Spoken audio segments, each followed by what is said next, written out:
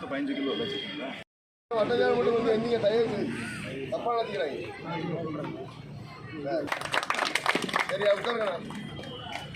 எல்லாரும் வீடு வீடா போயாச்சு. நமக்கு வாக்காளர் பட்டியல் எல்லாம் நம்ம தருவோம்.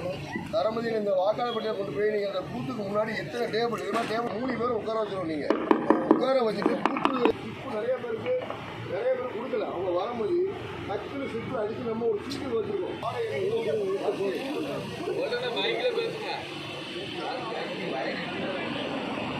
எண்ணையும் வரிசை எண்ணையும் டக்குனு எழுதி கொடுத்தீங்கன்னா அது ஸ்லிப்புக்கு சமம். போகும்போது ஓட்டர் எதனாலும் கொண்டு போகலாம்.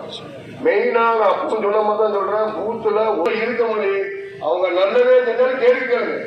உங்களுக்கு அது நல்லாவே இருக்கட்டும். அந்த கேள்வி கேட்க டீச்சர் வந்து பேசுறேன் இல்லை. நான் திருப்பி சொல்றேன். நம்ம கடைசி கடவுள் இருக்கோம். நீங்க வேணும் கேள்வி கேட்டுங்க. ஒன்னும் கிடையாது. கேள்வி ஒரு பயம் கிடையாது. ஓட்டு இருக்கு நம்ம ஆளுக்கு 100 ஓட்டு போட்டுருக்கோம். கட்டாயமா வேண்டாம். கண்டிப்பா அந்த செயலை செஞ்சிடாது. எவ்வளவு ஒரு முக்கியம். அதை ஹேண்டில் பண்ண போறது நீங்க தான். நீங்களும் உங்களோட டீமும் தான். அதை பத்தி பேசுறதுக்கு தான் நம்ம நண்பர் சஞ்சீவ். நீங்க படங்கள்ல பார்த்துருப்பீங்க. உங்களுக்கு நல்லாவே தெரியும். ஒவ்வொரு பேட்டிலையும் தளபதி எங்களை பற்றி பேசியிருப்பாரு. சஞ்சீவை பற்றியும் ஸ்ரீநாத்தை பற்றியும். ஸோ 36 வருடமா நாங்கள் எப்படி ஃப்ரெண்ட்ஸோ அந்த மாதிரி நானும் சஞ்சீவும் கிட்டத்தட்ட 7th ஸ்டாண்டர்ட்லேருந்து நாங்கள் 2 பேரும் ஃப்ரெண்ட்ஸு. ஸோ இன்னைக்கு நம்ம எல்லாருமே தளபதியுடைய ஃபேன்ஸு. ஆனால் நாங்கள் காலேஜில் படிக்கும்போது நானும் தளபதியும் இவருக்கு ஃபேன்ஸு. ஏன்னா இவர் அவ்வளோ நல்லா டான்ஸ் பண்ணுவார். ட்ரெஸ்ஸிஷன்னு அப்படின்னா கல்ச்சரல்ஸ் அப்படின்னா இவர் தான் எங்களை ட்ரெயின் பண்ணுவார், மோட்டிவேட் பண்ணுவார். ஸோ அதனால் நானும் தளபதியும் இவருக்கு ரொம்ப கடமைப்பட்டிருக்கோம். இது எவ்வளோ இம்பார்ட்டண்ட்டான ஒரு மீட்டிங் அப்படின்றத தெரிஞ்சு நான் அட்ரஸ் பண்ணுறேன். பூத் டீம்கிட்ட யார் கண்ட்ரோல் பண்ண போகிறாங்களோ மோட்டிவேஷனலாக இருக்கணும். இன்னொன்று நம்ம தாவேக்கா தூத்துக்குடி தாவேக்கா குடும்பத்தில் நானும் ஒருத்தன். நானும் வந்து இதில் பங்கேற்றுக்கிட்டு உங்களெல்லாம் பார்த்து பேசணும் அப்படின்னு வெறும் சும்மா அது ஒரு பிரச்சாரமாக இல்லாமல் நான் ஒரு அந்நியன் கிடையாது. நான் உங்களில் ஒருத்தன். நம்ம குடும்பத்தில் இவர் உண்மையிலே ஒருத்தருங்க. ஃபஸ்ட்டு அதுக்கு நம்ம ரொம்ப நன்றி சொல்லணும். ஸோ நமக்காக அவரோட ஷூட்டிங் மற்ற விஷயங்கள் எல்லாத்தையுமே விட்டுட்டு தூத்துக்குடிக்கு எந்தெந்த இடத்துலாமோ பிரச்சாரத்துக்கு கூப்பிட்டுருக்காங்க. இருந்தாலும் இந்த லாஸ்ட் ரவுண்ட் நான் தூத்துக்குடியில் கான்சன்ட்ரேட் பண்ணணும் அப்படின்னு சொல்லி வந்திருக்கிறாரு. ஸோ உங்ககிட்ட அவர் ஆனஸ்டாக ஃப்ரம் த ஹார்ட் தளபதி எப்படி பேசுவாரோ அந்த மாதிரி பேசணும்னு நினைக்கிறாரு. கம் சஞ்சீவ். எல்லாம் பேச முடியாதுங்க. இருந்தாலும் எல்லாருக்கும் வணக்கம். வணக்கம்னா வணக்கம் சொல்லுங்க. எல்லாரும் நல்லா இருக்கீங்களா? இனிமேலும் நல்லாவே இருப்போம். ஏன்னா மாற போகுது நம்மளோட ஆட்சி தான். தூத்துக்குடி தமிழ்நாட்டின் முத்து நகரம், தமிழ்நாட்டின் சொத்து நகரம். தமிழ்நாடுன்னு பேசும்போது அண்ணன் சொன்ன மாதிரி தூத்துக்குடியில ஒருத்தங்க ஜெயிக்கிறாங்கன்னா நிச்சயமா ஆட்சி அமைக்கிறது அந்த கட்சியா தான் இருக்கும். அரசியல், தமிழ்நாடு அரசியல் பத்தி பேசும்போது நம்ம எல்லாருக்குமே நல்லாவே தெரியும். கிட்டத்தட்ட 50 வருஷமா நம்மள ஆண்டுட்டு இருக்கிறது, ஆட்சி செஞ்சது திராவிட கட்சிகள் தான். ஒன்னு டிஎம்கே ஓட்டு போடுவோம், இல்ல ஏடிஎம்கே ஓட்டு போடுவோம். இதே மாதிரிதான் நம்ம வாழ்க்கை போயிருச்சு. இதே மாதிரிதான் ஆச்சு. அதனால நம்மளுக்கு என்ன லாபம் கிடைச்சது, நம்ம வாழ்க்கை தரம் உயர்ந்துச்சா அப்படிங்கறதுலாம் நாம சொந்தமா சிந்திப்போம். நான் எதுவுமே உங்களை போஸ்ட் பண்ணி எதுவுமே சொல்ல போதில்லை. நம்மளோட வாழ்க்கை தரம் இன்னைக்கு, நம்மளோட வாழ்வாதாரம் எப்படி இருக்கு, வாழ்க்கை தரம் எப்படி இருக்கு, நம்ம பிள்ளைங்க எப்படி வளர்றாங்க, பிள்ளைங்களோட சேஃப்டி எப்படி இருக்கு, இதெல்லாம் எப்படி இருக்கு அப்படிங்கறது நீங்க சொந்தமா சிந்திச்சுக்கோங்க. ஆனா நான் சொல்ல வர்றது என்னன்னா, இந்த 50 வருஷமா இவங்க ஒரு எப்படி சொல்றது வேறுட்டு அவங்க வந்து ஒரு கட்சியை வந்து அமைச்சு 2 பேருமே மாத்தி நம்மள ஆண்டுட்டு இருக்காங்க. இவங்களை யாருமே டச் பண்ண முடியாது, முயற்சி பண்ணவங்க எல்லாம் தோத்துட்டாங்க அப்படின்னு ஒரு நிலைமை அரசியல் இருக்கும்போதுதான் நம்மளோட தலைவர் விஜய் ஒரு மிகப்பெரிய மாற்று அரசியல் அப்படிங்கிற ஒரு அலையை உள்ள கொண்டு வந்தாரு. அதனால என்ன ஆயிடுச்சுன்னா, ஆரம்பத்துல இவங்க எல்லாம் நினைச்சாங்க இவர் என்ன பண்ணிட போறாரு, ஏற்கனவே மத்தவங்க எல்லாம் வந்து முயற்சி பண்ணாங்க, அவங்களாலே ஒன்னும் பண்ண முடியல, இவர் என்ன பண்ணிடுவாரு. ஆனா அவங்களுக்கு தெரியல விஜய்க்கு பின்னாடி இருக்கிறது இவ்வளவு பெரிய கூட்டம். விஜய் அசைக்க முடியாத ஒரு கூட்டம் விஜய்க்கு பின்னாடி நிக்குது.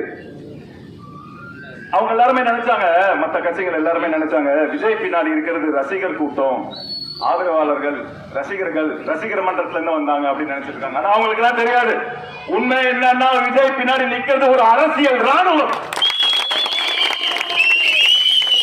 அந்த ராணுவத்துல இருக்கிற நீங்க ஒவ்வொருத்தரும் ஒரு தளபதி தான். உங்க ஒவ்வொருத்தருக்குள்ளேயும் ஒரு தளபதி இருக்கிறாரு. சோ இந்த எலெக்ஷன்ல வரப்போற ஏப்ரல் 23ஆம் தேதி நீங்க எல்லாருமே உதவி பண்ண வேண்டியது, போராட வேண்டியது அந்த தளபதிக்காக மட்டும் இல்ல, உங்களுக்குள்ள இருக்கிற அந்த தளபதிக்காகவும் நீங்க வேலை செய்யணும். கேட்டுக்கிறது ஒரே விஷயம் தாங்க, நம்ம மனசாட்சிக்கு நம்ம உண்மையா இருப்போம், அது போதும். யாரு மத்தவங்க யாரு என்ன சொன்னாலும் கவலை இல்லை, நம்ம பக்கத்துல உட்காந்துருக்கவங்க என்ன சொன்னாலும் கவலை இல்லை, நம்மளை பத்தி குறை சொன்னாலும் தப்பு இல்ல, சொல்லிட்டு போட்டோம். ஆனா நம்ம மனசாட்சிக்கு நம்ம உண்மையா இருக்கிறோமா நம்ம யோசிக்க வேண்டியது அது மட்டும் தான். அந்த மனசாட்சிக்கு நம்ம உண்மையா இருந்துட்டோம்னா நம்ம வேலையை நம்ம கரெக்டா செஞ்சுட்டோம் தான் அர்த்தம். சோ தயவு செய்து எல்லாருமே அண்ணன் சொன்ன மாதிரி உங்க மனசாட்சிக்கு நீங்க உண்மையா இருங்க. தப்பி தவறி கூட அந்த மாதிரிலாம் நடக்காது, எனக்கு தெரியும். உசுரே போனாலும் ஒண்ணும் நடக்காது. ஆனா தப்பி தவறி கூட வேற யாராச்சும் ஏதாச்சும் ஒண்ணு செய்யணும்னு நினைச்சீங்கன்னா தயவு செய்து வேணாம். உங்க தலைவனை பத்தி யோசிச்சு பாருங்க, இங்க இருக்கிற தூத்துக்குடி தலைவனை பத்தி யோசிச்சு பாருங்க, உங்க மனசாட்சியை நீங்க கேட்டு பாருங்க. இன்னைக்கு வேணா அது ஒரு சந்தோஷம் கொடுக்கலாம், ஆனா வாழ்நாள் பூரா அண்ணன் சொன்ன மாதிரி நம்ம வாழ்க்கையே நாசமா போயிடும். இந்த ஆட்சி இப்ப வரப்போற ஏப்ரல் 23ஆம் தேதி ஒரு கதை கிடையாதுங்க, ஒரு குட்டி கதை கிடையாது, அது ஒரு வரலாறு. அந்த வரலாறு முடிவு பண்ண போது நாமதான். இன்னைக்கு எவ்வளவு வலி, எவ்வளவு நெருக்கடி, எவ்வளவு பிரச்சனைங்க, என்னெல்லாமோ பண்றாங்க, அதெல்லாம் நீங்களே கண்ணால பாத்துட்டு இருக்கீங்க. ஆனால் இவ்வளவு பிரச்சனையிலையும் இவ்வளவு வழியிலையும் விஜய் இவ்வளவு துணிந்து, இவ்வளவு தைரியமா, இவ்வளவு போல்டா, இவ்வளவு சக்தியோட மறுபடியும் ஏஞ்சி வராருன்னா அதுக்கு ஒரே காரணம் இங்க இருக்கிற இந்த அரசியல் ராணுவம் தான். உங்க மேல இருக்கிற நம்பிக்கை தான், உங்க மேல விஜய் வச்சிருக்க அபார நம்பிக்கையில தான் விஜய் ஒவ்வொரு வட்டியும் போல்டா ஏஞ்சி திரும்ப வந்து மோதி பார்த்துக்கிட்டே இருக்கிறாரு. எவ்வளவுக்கு எவ்வளவு அவங்க வழி கொடுக்குறாங்களோ அவ்வளவுக்கு எவ்வளவு விஜய் மக்களை நோக்கி இன்னும் அதிகமா, இன்னும் வேகமா, இன்னும் ஸ்ட்ராங்கா, இன்னும் சக்தியோட போயிட்டே இருக்கிறாரு. மக்கள் அவரை நோக்கி வந்துகிட்டே இருக்காங்க. உங்க தளபதி மாதிரி நான் ஒரு குட்டி கதையை சொல்லட்டுமா? ஒரு நாட்டுல ஒரு ராஜா, மன்னர், அவர்தான் அந்த நாட்டை ஆண்டுட்டு இருந்தாரு. அந்த நாட்டுல இருக்கிறவங்க எல்லாரும் ரொம்ப சந்தோஷமா ஹாப்பியா இருந்தாங்க. அந்த ராஜாவும் ரொம்ப நல்லா இருந்தார். திடீர்னு ஒரு நாள் அந்த ராஜாவை பார்க்க ஒரு முனிவர் வந்தாராம். இந்த சந்தோஷம், உன் வாழ்க்கை, இதெல்லாம் இன்னும் கொஞ்ச நாள் தான், அதுக்கப்புறம் எந்த மக்கள் உன்னை தலையில தூக்கி வச்சு ஆடினாங்களோ அதே மக்கள் உன்னை தரத்திடுவாங்க, இந்த ஊரை விட்டு, இந்த ஊரே நாசமா போயிடும் அப்படின்லாம் சொன்னாங்களாம். ராஜாக்கு பயம் வந்துருச்சு. அந்த முனிவர் கேட்டாராம், சரி அப்ப நான் என்னதான் பண்ணணும், இதுக்கு ஏதாச்சும் ஒரு வழி இருக்குல்ல, பரிகாரம் இருக்குல்ல? அதுக்கு அந்த முனிவர் சொன்னாராம், ஒரே ஒரு வழிதான் இருக்கு. உன் ஊர்ல, உன் நாட்டுல நீ எங்கெல்லாம் பாக்குறியோ அங்கெல்லாம் நீ பச்சை கலர் தான் பார்க்கணும், பச்சை கிரீன் கலர் தான் பார்க்கணும். அப்படின்னா இந்த சாபத்துல இருந்து நீ வெளியில வந்துடலாம் அப்படின்னு சொல்லிட்டு முனிவர் போயிட்டாராம். உடனே அந்த மன்னர் ஆளுங்களை வச்சு அந்த ஊர் ஃபுல்லா எல்லா வீட்டுக்கும் கிரீன் பெயிண்ட் அடிக்க சொல்லி எல்லாரையும் பச்சை ட்ரெஸ் தான் போடணும்னு சொல்லி, இப்ப ஏன் அவர் அரண்மனையில இருந்த அந்த குதிரைக்கெல்லாம் பச்சை கலர் போர்வை போத்தி விட்டு இந்த மாதிரி எல்லாம் அராஜகம் பண்ணாராம். அதுவும் கொஞ்ச நாள் கழிச்சு அந்த முனிவர் திரும்பி வந்தாராம். அப்போ ராஜா சொன்னாராம், பாத்தீங்களா நீங்க போற இடம் எல்லாம் பச்சையா தானே இருந்திருக்கோம், நீங்க சொன்னதை நான் நிறைவேற்றிட்டேனா? இதுக்காக எத்தனை பேர் உழைச்சாங்க தெரியுமா, எத்தனை பேர் நான் கஷ்டப்படுத்தினேன் தெரியுமா? மக்கள்லாம் எனக்கு வேணுங்கிறதுக்காக ஃபோர்ஸ் பண்ணி நான் இப்ப பச்சை கலர் ட்ரெஸ் தான் போட வச்சிருக்கிறேன் அப்படின்னு சொன்ன முனிவர் சிரிச்சாராம். ராஜா கேட்டாராம், ஏன் சிரிக்கிறீங்க அப்படின்னு. அதுக்கு முனிவர் சொன்னாராம், அட முட்டாள் ராஜா, நீ இவ்வளவு கஷ்டப்பட்டு இத்தனை பேரை மாத்துறதுக்கு நீ ஒரு பச்சை கலர் கண்ணாடியை போட்டுருந்தா நீ பாக்குறதுலாம் பச்சையா நல்லா இருந்திருக்கும் அப்படின்னா. வாழ்க்கையில இப்படிதாங்க நடக்குது. நம்ம சந்தோஷத்துக்காக மத்தவங்களை மாத்த பாக்குறோமே தவிர நம்ம சந்தோஷத்துக்காக நம்ம நல்லா இருக்கணுங்கிறதுக்காக நம்மளை எப்படி திருத்திக்கலாம் அப்படிங்கறத நம்ம யோசிக்கிறதே கிடையாது. நான் ஏன் இந்த கதையை உங்ககிட்ட இப்ப சொன்னேன்னா, இங்க இருக்கிற நம்மளோட பொறுப்புல இருக்கிறவங்க எல்லாம், சாரி எனக்கு உடம்பு சரியில்லை அதனால கையெல்லாம் ரொம்ப, பொறுப்புல இருக்கிறவங்க எல்லாம் அடுத்தவங்களை குறை சொல்றதை நிறுத்திக்கோங்க. நம்மளை எப்படி திருத்திக்கிட்டா நல்லா இருக்கும், நாம என்ன செஞ்சா நம்ம கட்சி நல்லா இருக்கும், நாம என்ன செஞ்சா நம்ம விஜய் நல்லா இருப்பாரு, நாம என்ன செஞ்சா நம்ம ஸ்ரீநாத் நல்லா இருப்பாரு அப்படின்னு யோசிச்சு நாமே திருத்திக்கிட்டோம்னு வைங்களேன், அப்பதான் நம்ம மனசாட்சிக்கு உண்மையா இருக்கும்னு அர்த்தம். இப்ப ஆர்வத்துக்கு வந்துட்டேன். அப்பதான் நம்ம மனசாட்சிக்கு நம்மளே உண்மையா இருக்கும்னு அர்த்தம். மறுபடியும் சொல்றேன், வரப்போற எலெக்ஷன் இந்த கதை மாதிரி ஒரு குட்டி கதை கிடையாது. அது ஒரு வரலாறு.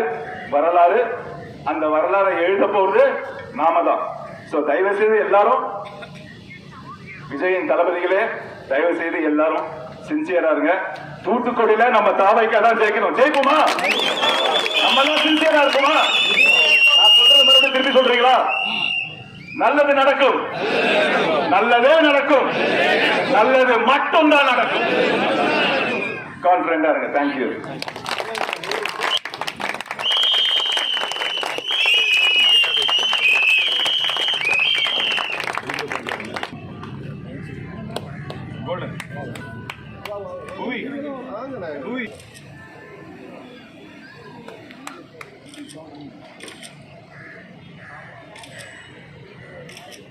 தளபதிக்கு அனுப்புனேன்.